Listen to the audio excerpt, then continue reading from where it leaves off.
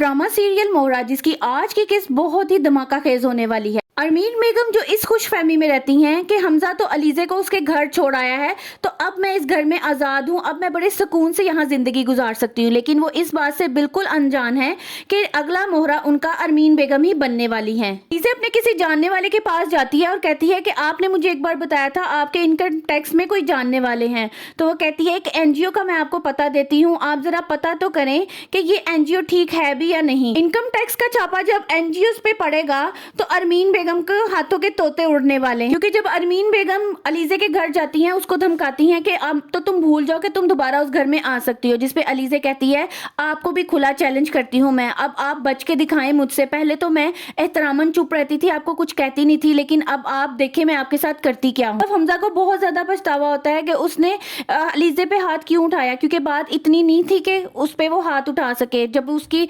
माँ अरमीन बेगम उसके पास आती है तो वो कहता है कि माँ इतनी बात नहीं थी जितना मैंने उसको बना दिया, मुझे उस पर हाथ नहीं उठाना चाहिए था। लेकिन अरमीन बेगम तो दिल ही दिल में खुश होती है कि अब मैं इस मौके का फायदा उठाऊंगी और इन दोनों के दरमियान इतनी दूरियां पैदा कर दूंगी कि ये कभी भी एक नहीं हो सके। वहीं सिकंदर भी अपनी माँ से कहता है कि यही मौका है, अपने सरफिरे बेटे को आप संभाल लें। तो उसकी माँ कहती है कि नहीं, अब उसको बिखरने दो, मैं चाहती हूँ कि वो मजीद बिखरे और टूट जाए और इन दोनों के दरमियान मजीद दूरियां आ जाए। आगे की एपिसोड में आप देखेंगे जब अरमीन बेगम की NGO पे इनकम टैक्स का छापा पड़ेगा तो उसका क्या रिएक्शन होगा। क्या अरमीन बेगम खुद को बचा सकेगी या मजीद इस दलदल में फंस जाएगी। मजीद मालूमात जानने के लिए वीडियो को लाइक करें और चैनल को सब्सक्राइब करें।